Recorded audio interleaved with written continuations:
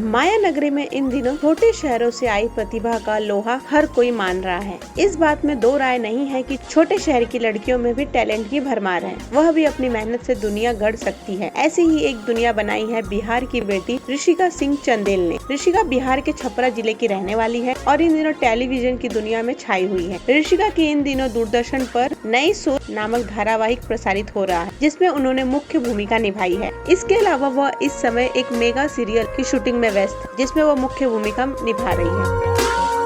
ऋषिका सिंह चंदेल न केवल अभिनय की दुनिया में सक्रिय रहती है, इसके अलावा नई दुनिया यानी सोशल मीडिया पर भी काफी एक्टिव रहती है। उनका इंस्टाग्राम इस बात की गवाही देता है कि ऋषिका अपनी सोशल इमेज को लेकर भी खूब कंसल्स रहती है। ऋषिका ग्लैमर और ड्रेस के मामले में सेंसिबल होने के साथ हाजिर जवाबी भी है। इस वजह से सोशल मीडिया पर उनके फॉलोवर की संख्या हर दिन इजाफा कर रही है। वह जितनी खूबसूरत वेस्टर्न ड्रेस में लगती है, उतनी ही ग्लैमरस ट्रेडिशनल ड्रेस में भी लगती है।